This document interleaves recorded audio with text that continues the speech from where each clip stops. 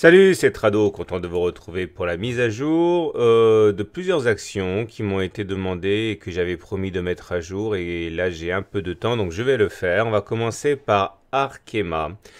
Arkema en unité de temps hebdomadaire. Alors, comme d'habitude, la précaution d'usage, c'est de vous rappeler que l'analyse technique n'est qu'un outil d'optimisation et que c'est l'analyse fondamentale qui doit l'emporter dans la décision d'achat ou de vente. Néanmoins, voilà ce que l'on peut dire sur le plan du timing pour Arkema. Donc, chaque bougie correspond à une semaine de cotation. On va commencer par ce qui est fâcheux et on va terminer avec ce qui est positif. Alors là, déjà, vous pouvez voir que depuis près de 2 mois, l'atmosphère est à la décrue. On s'est pris de plein fouet ici cet oblique noir qui s'est révélé intraitable. On a tenté par 2 fois de repasser au-dessus sans aucun succès et donc on a initié une jambe de baisse. Remarquez également que Markea réagit bien aux signaux graphiques puisque là on avait quasiment un cas d'épaule, tête, épaule inversée dont on sait que généralement ça casse par le haut. Voici quelle en était la ligne de coup. Épaule, tête, épaule. Donc statistiquement, on casse par le haut, ça a été chose faite ici. Et l'objectif étant d'aller chercher la hauteur de la tête par rapport à la ligne de coup. On voit que ça a parfaitement fonctionné et qu'on est allé effectivement chercher cet objectif. Si j'en parle, c'est pour vous signifier en fait que l'analyse graphique fonctionne bien sur Arkema, donc ça vaut la peine de s'y atteler. Regardez également pour les objectifs de baisse, on va s'aider de Fibonacci. Vous prenez la hauteur de la dernière impulsion haussière. Voici le plus bas de la dernière impulsion haussière, voilà les plus hauts. Et on voit effectivement que les retracements de Fibonacci ont parfaitement joué leur rôle. On sait que lorsque l'on retrace, on ne le fait pas de manière anarchique, mais on va chercher les niveaux de Fibonacci, 23,6, 38,2, etc., etc. Et là, vous voyez bien que les 23,6 ont servi de support 2 fois de suite, mais une fois qu'ils ont été cassés, et bien naturellement, les 38,2% prennent le relais et attirent les cours, ce qui nous amène vers la possibilité d'aller chercher les 66 euros, puisque c'est le niveau suivant, qui constitue également, au moins provisoirement, normalement, un support. On enchaîne maintenant avec les indicateurs techniques pour voir où on en est. Alors là, c'est pas bon non plus. On voit que la dynamique est baissière.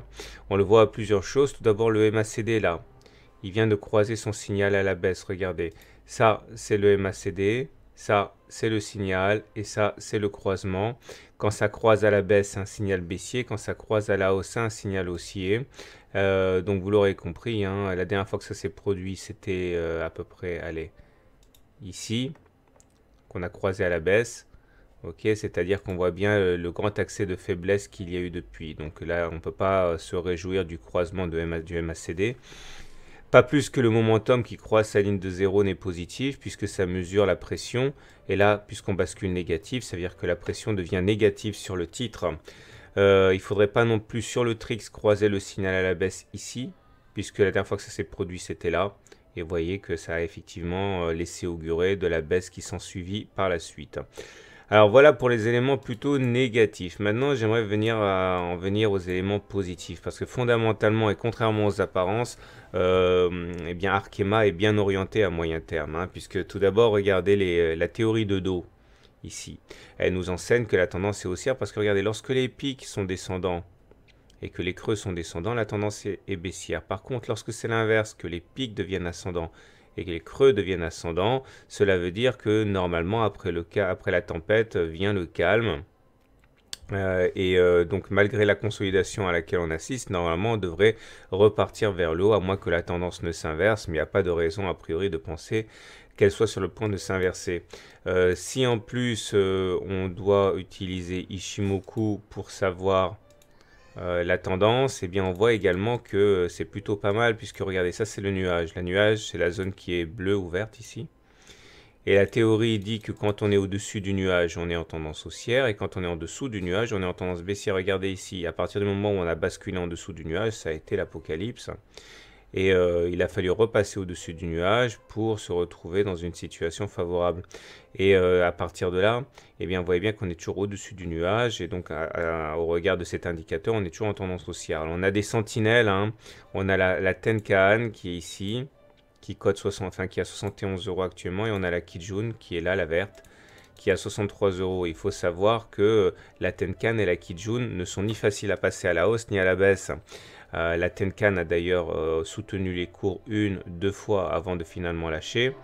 Et il en est de même de la Kijun, hein, qui a tendance à être un bon support, ce qui veut dire qu'elle ne sera pas facile à casser pour les baissiers. Encore plus difficile à casser sera le nuage. Donc voilà ce que l'on pouvait dire de Arkema.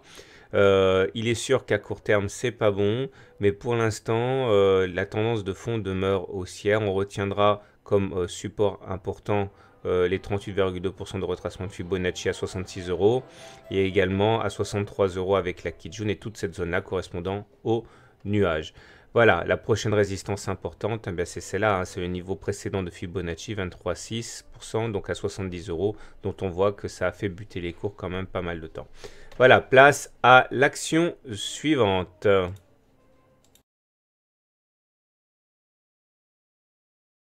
Alors voilà la deuxième vidéo du jour, il s'agit de Onxeo qui m'a également été demandé pas mal de fois et bon, ben, pas grand chose en fait, rien du tout depuis la dernière fois, c'est pour ça que j'ai un peu tardé avant de la faire, parce que finalement, regardez, on est toujours dans une grande indétermination.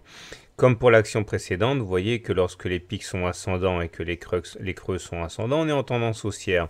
Suite à cette séquence, il s'en est suivi une séquence de baisse avec des pics descendants et des creux descendants. Donc là, à ce moment-là, c'était vraiment délicat d'acheter. Par contre, là, on évolue maintenant depuis plusieurs mois à l'intérieur d'un triangle symétrique, ici, dont on voit que les parties hautes et basses servent véritablement de cadre. Hein. Et l'idée, c'est que bon, dans les triangles symétriques, comme ça, on ne sait pas de quel côté ça va sortir statistiquement.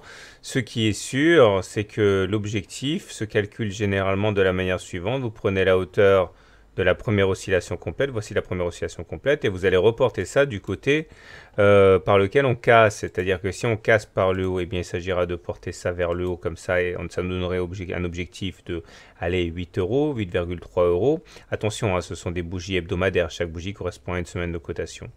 Et de la même manière, si malheureusement on devait casser par le bas, là ce serait badaboum vers les 3 €. Hein. Alors il faut savoir que sur le chemin, il y aura quand même des résistances et ou des supports, ça dépend. Et ces niveaux correspondent à tous les points auxquels on a accroché le triangle, à savoir ce point-là, ici, vers 6,6 €, et également celui-là, à savoir les 7 €. Ce seront donc nos trois résistances de référence, l'oblique, les 6,6 et les 7,2. Et d'autre côté, pareil, on aura éventuellement les 5 € pour nous supporter. Et si on casse les 5 €, on devrait aller chercher les 4,8 € sans coup férir. Évidemment, hein, dans le pire des cas, les 3 €. Si on regarde un autre outil que l'on affectionne particulièrement, à savoir Ichimoku, on voit que les choses effectivement ne sont pas nécessairement très bien orientées pour Onxeo pour l'instant, puisque de la même manière qu'on l'a dit pour l'action précédente, cette fois-ci par contre on est en dessous du nuage, et quand on est en dessous du nuage, on est en tendance baissière. Il faudrait donc passer au-dessus du nuage, c'est-à-dire casser toute cette zone-là et basculer de l'autre côté, allez, mettons entre 7 et 7,5 € si on devait sortir comme ça, voire même, ouais, c'est ça, 7 € avant de basculer en tendance haussière. Par contre, si on arrivait à traîner un petit peu et à faire notre oscillation comme ça, et à nous mettre dans le nuage, on serait en tendance neutre, ce serait quand même pas mal, parce que là, pour l'instant, on est quand même sous influence baissière. Alors, ce qui est un petit peu gênant également, c'est qu'on est capé par les deux courbes qui conjuguent leurs forces, à savoir la Kijun et la Tenkan, qui jouent véritablement un rôle de résistance à la hausse. Hein. Regardez comme la Kijun ici a été attaquée à plusieurs reprises. Là, là, là, encore là, ou encore là cette semaine. On n'a pas réussi à passer la Kijun. Et surtout que là, actuellement, on a la Tenkan à passer en même temps. Donc déjà, il faudrait bien que d'ici quelques semaines, plutôt la semaine prochaine, on passe au-dessus des 5,8 €, ce qui nous permettrait de nous débarrasser de la Kijun et la Tenkan, ce qui nous ouvrirait la voie vers les 6,1 € et pourquoi pas après espérer le meilleur. Mais bon, pour l'instant, vous avez compris, on est pris en sandwich entre la partie basse du triangle ici, on voit bien qu'on rebondit clairement dessus, et les courbes de l'Ichimoku, hein, à 5,7 €. Quand on aura des indicateurs techniques, pas de pas grand-chose parce qu'il faut savoir que quand on évolue dans des zones de congestion, les indicateurs techniques perdent un petit peu de leur, de leur clairvoyance hein, et de leur utilité. Mais bon, globalement, retenez surtout que le momentum est négatif et que le MACD est quasiment sur son signal, mais légèrement en dessous. Mais bon, c'est pas bon, mais de notre côté, ça n'a pas beaucoup d'importance quand on est dans une figure de congestion. Les volumes ont augmenté un petit peu, c'est-à-dire que le support a été défendu là. On verra ce que ça va donner, mais bon, vous avez compris, hein, il n'y a pas grand-chose à espérer de Onxeo tant qu'on ne sera pas sorti du triangle. Et à plus court terme, ben, on est en sandwich entre, mettons, les 5,4 euros et les 5,8 euros, à prévoir une accélération en cas de clôture, soit au-dessus de l'un ou de l'autre des niveaux. Voilà. Je vous souhaite une bonne soirée, je vous souhaite de bons trades. Si vous découvrez mon blog, n'oubliez pas de vous inscrire à la newsletter qui est gratuite et qui vous permet de recevoir les mises à jour. Et également, si vous envoyez e-book gratuit à tradosaur@gmail.com, je vous envoie directement dans votre mail votre livre d'analyse technique d'initiation, les exercices corrigés, les cas pratiques et la vidéo exclusive de 30 minutes pour débuter en analyse technique. À très bientôt pour une mise à jour.